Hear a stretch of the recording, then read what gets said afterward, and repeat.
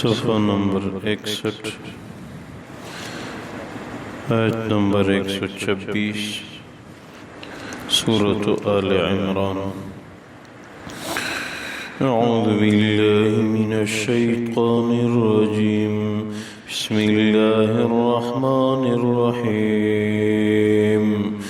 وما جعله الله إلا بشرى لكم ولتطمئن قلوبكم به وما النصر إلا من عند الله العزيز الحكيم۔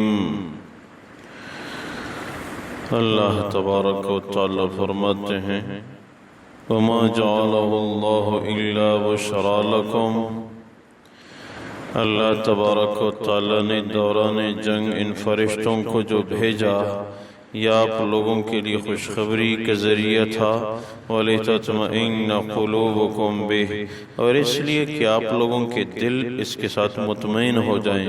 وَمَا النَّصْرُ إِلَّا مِنْ عِنْدِ اللَّهِ الْعَزِيزِ الْحَكِيمِ، مدد نہیں ہوتی مگر اللہ کی ذات کی طرف سے جو غالب اور حکمت والے ہیں۔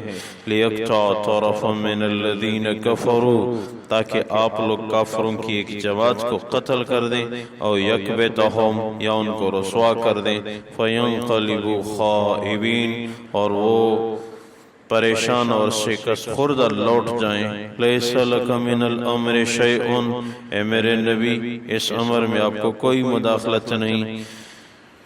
او یتوب علیہم او یعذبہم فإنہم ظالمون، کہ اللہ تبارک و تعالی ان کافروں کو توبے کی توفیق دیتے ہیں یا ان کو عذاب دیتے ہیں کیونکہ وہ لوگ ہیں ظالم۔ وَلِلَّهِ مَا فِي السَّمَاوَاتِ وَمَا فِي الْأَرْضِ، اللہ ہی کے لیے ہیں جو کچھ آسمانوں میں ہے اور جو کچھ زمینوں میں ہے۔ يَغْفِرُ لِمَن يَشَاءُ وَيُعَذِّبُ مَن يَشَاءُ، اللہ جس کو چاہے بخش دے، جس کو چاہے عذاب دے۔ واللہ غفور الرحیم، اللہ تبارک و تعالی بخشنے والے مہربان ہیں۔ اللہ تبارک و تعالی ان آیات مبارکہ میں کفار کے خلاف فرشتوں کے بھیجنے کا ذریعہ ارشاد فرما رہے ہیں یہ آپ لوگوں کے لیے خوشخبری تھی تاکہ آپ لوگ مطمئن رہیں، اور فرشتوں کی مدد ساتھ ہو کہ آپ لوگ کافروں کی ایک جماعت کو قتل کریں، وہ رسوا ہو کے لوٹ جائیں، شکست خوردہ ہو جائیں۔ آگے جن کو توبے کی توفیق ہوتی ہے تو وہ شرک سے آ کے مسلمان بن جاتے ہیں، یا جو شرک پہ ڈٹے ہوئے ہیں وہ ظالم ہیں۔ ساری قدرت اللہ کے قبضے میں ہے، جس کو چاہے عذاب دے، جس کو چاہے اللہ تبارک و تعالی بخش دے، یہ اس کی اپنی مرضی ہے، وہ بخشنے والے بھی ہیں، مہربان بھی ہیں۔ مگر واضح رہے کہ اللہ تبارک و تعالی ایمان والوں کے لیے بخشنے والے مہربان ہیں، کافروں کے لیے قہار ہیں، جو توبہ کریں ان کو بخشنے والے ہیں، ان کے لیے مہربان ہیں۔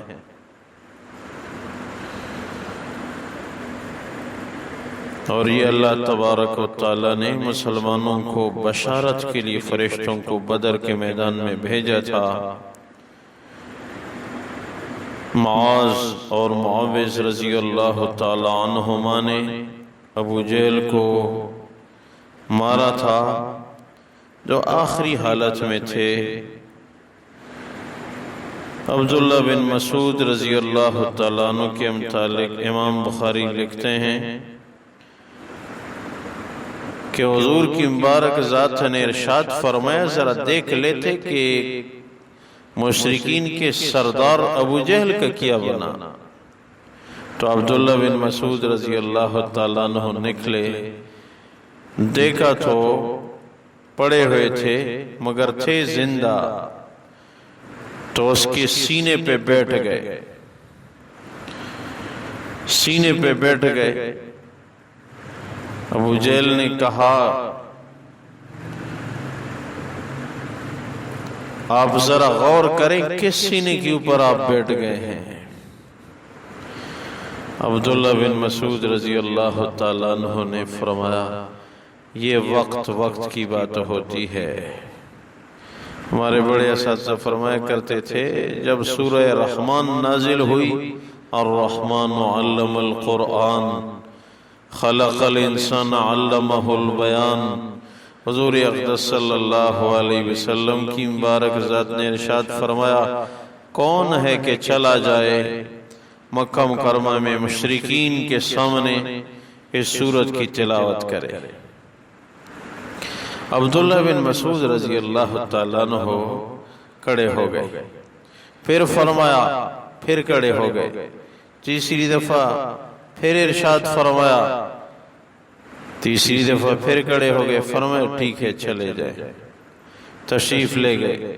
ابو جہل دیگر سردار بیٹھے ہوئے، ان کے درمیان میں ایک چٹان پہ کھڑے ہو کے عبداللہ بن مسعود رضی اللہ تعالیٰ عنہ نے سورہ رحمان کی تلاوت شروع کی۔ ابو جہل سمجھ گئے یہ قرآن سنا رہا ہے، اس کو مار کے نیچے گرایا، پھر کھڑے ہو گئے، وہاں سے پھر تلاوت شروع کی، پھر اس نے گرایا، ہوتے ہوتے ابو جہل مارتا رہا، پیٹتا رہا، آپ دوبارہ کھڑے ہو کے وہاں سے تلاوت جاری رکھتے گئے یہاں تک کہ سورہ رحمان ختم ہوئی، لیکن عبداللہ بن مسعود رضی اللہ تعالیٰ عنہ کا جسد اطہر بھی جگہ جگہ زخمی ہو گیا۔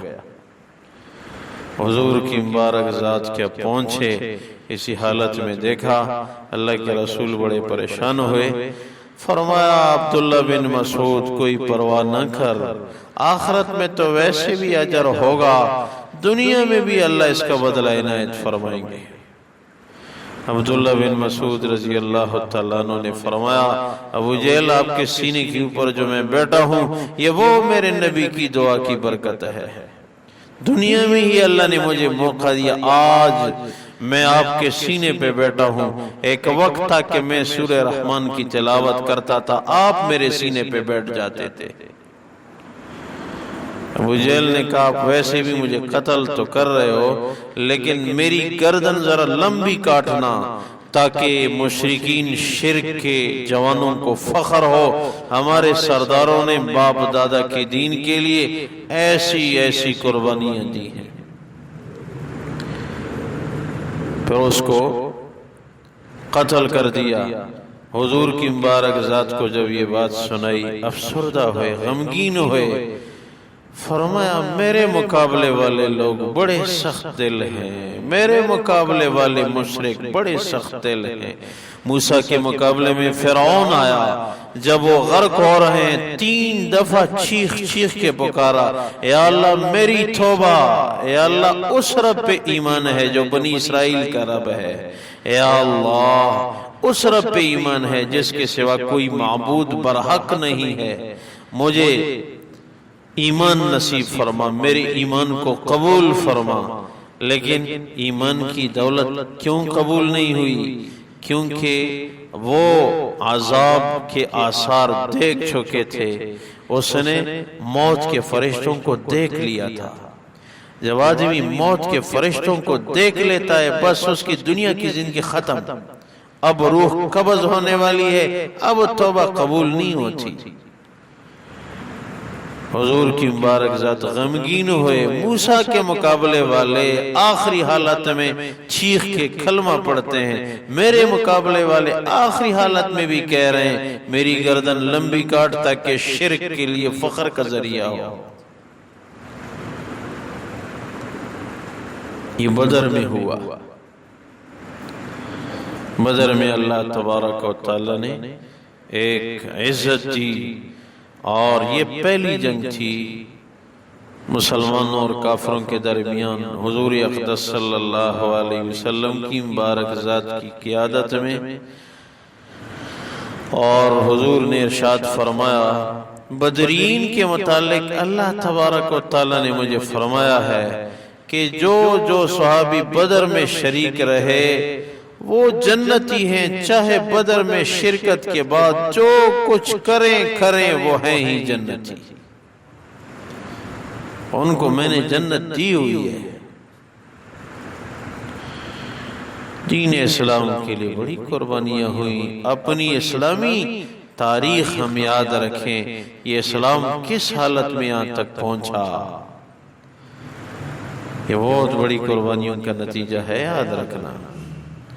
ہمارے کچھ ساتھی ایک دن فرمانے لگے، اللہ کی قسم اگر صحابہ اس دور میں بالفرض و تقدیر اگر اپنی قبروں سے اٹھ کے یہ عالم اسلام کی حالت دیکھیں تو وہ زیادہ غم کی وجہ سے نڈال ہو کے گر جائیں گے کہ یہ دین ہے، ہم نے یہ باغ ایسے چھوڑا تھا، ہم تو اس باغ کے درختوں کو خون سے سیراب کرتے تھے۔ دین کے لیے بڑی قربانیاں ہوئی، اب ہمیں تیار دین ملا ہوا ہے۔ نماز پڑھو، تلاوت کرو، سود سے بچو، جھوٹ سے بچو، زنا سے بچو، بدنظری سے بچو، فحاشی اور یعنی سے بچو، خوشی غمی میں اپنے رب کو یاد رکھو، اپنے نبی کو یاد رکھو۔ آج خوشی میں ہر کوئی یاد ہے، اللہ اور اس کا رسول ہم بھول جاتے ہیں۔ قرآن اور احادیث اور دین اسلام کا یہی تقاضا ہے کہ انسان ہر حال میں اللہ کو خوش رکھے۔ باقی اللہ تو قادر مطلق ہیں، جس کو چاہیں بخش دیں، جس کو چاہیں عذاب دیں، لیکن اپنے راستے متعین ہیں کہ یہ عذاب کا راستہ ہے اور یہ جنت کا راستہ ہے۔ نیک اعمال کی کوشش ہو۔ اللہ تبارک و تعالی فرماتے ہیں وما جعلہ اللہ الا بشرا لکم ولتطمئن قلوبکم بہ۔ اللہ تبارک و تعالی نے یہ فرشتوں کا بھیجنا آپ لوگوں کے لیے خوشخبری کا ذریعہ بنایا اور تاکہ آپ لوگوں کے دل مطمئن رہیں۔ وما النصر الا من عند اللہ العزیز الحکیم۔ مدد تو اللہ کی طرف سے ہوتی ہے جو غالب اور حکمت والے ہیں۔ لِيَقْطَعَ طَرَفًا مِّنَ الَّذِينَ كَفَرُوا وَيَقْبِتَهُمْ فَيَنْقَلِبُوا خَائِبِينَ۔ یہ فرشتوں کا بھیجنا اللہ کی مدد اس لیے تاکہ آپ لوگ کافروں کی ایک جماعت کو قتل کریں یا رسوا کر دیں تاکہ وہ شرمندہ واپس لوٹیں۔ لَيْسَ لَكَ مِنَ الْأَمْرِ شَيْءٌ أَوْ يَتُوبَ عَلَيْهِمْ أَوْ يُعَذِّبَهُمْ فَإِنَّهُمْ ظَالِمُونَ۔ اے میرے نبی، آپ کو اس امر میں کوئی مداخلت نہیں، اللہ کسی کو توبے کی توفیق دے یا کسی کو عذاب دے، کیونکہ وہ ہیں ظالم۔ وَلِلَّهِ مَا فِي السَّمَاوَاتِ وَمَا فِي الْأَرْضِ، اللہ ہی کے لیے ہیں آسمانوں میں جو کچھ ہے اور زمینوں میں۔ يَغْفِرُ لِمَن يَشَاءُ وَيُعَذِّبُ مَن يَشَاءُ وَاللَّهُ غَفُورٌ رَحِيمٌ۔ اللہ جس کو چاہے بخش دیں، اللہ جس کو چاہے عذاب دیں، وہ بخشنے والے مہربان ہیں۔ اللہ اپنی بارگاہ میں قبول فرمائے۔ آج بدھ ہے تو ذکر کی مجلس ہے، ذکر کی مجلس کی بڑی برکتیں ہوتی ہیں۔ احادیث مبارکہ میں ذکر کی بہت بڑی فضیلت ذکر ہے۔ ذکر کی مجلس ختم ہونے پہ سب کی مغفرت ہوتی ہے، اور یہ ذہن میں رکھیں ذکر جہری کی مجلس جائز ہے، ہمارے اکابر کرتے تھے، اس کو رواج دینا چاہیے۔ گھروں میں ذکر ہو، شیاطین بھاگ جاتے ہیں، گھروں میں برکتیں نازل ہوتی ہیں۔ ہاں کسی کی عبادت کسی بیمار کی نیند میں خلل نہ آئے، یہ ضرور شرط ہے۔ زکریا رحمہ اللہ تعالی علیہ ذکر جہری کا اہتمام کرتے تھے۔ ان کے خلفاء مفتی مختار الدین شاہ صاحب دامت برکات، ہمارے حضرت عزرمان ہزاروی صاحب رحمہ اللہ تعالی علیہ، وہ ہر جلسے میں ضرور ذکر جاری کرتے تھے۔ یہ حضرت زکریا رحمہ اللہ کے خلفاء میں سے تھے، تو یہ شوق سے کیا کریں، دل کی توجہ کے ساتھ اللہ کی بڑائی کو دل میں رکھتے ہوئے اور اللہ اللہ بولتے ہوئے یہ تصور ہو کہ میرے اللہ سب سے بڑے ہیں، اپنے دل میں اللہ کی بڑائی کو ڈال رہا ہوں اور غلیظ محبتوں کو اپنے دل سے نکال رہا ہوں۔ لا الہ الا اللہ، لا الہ الا اللہ، لا الہ الا اللہ، لا الہ الا اللہ، لا الہ الا اللہ، لا الہ الا اللہ، لا الہ الا اللہ، لا الہ الا اللہ۔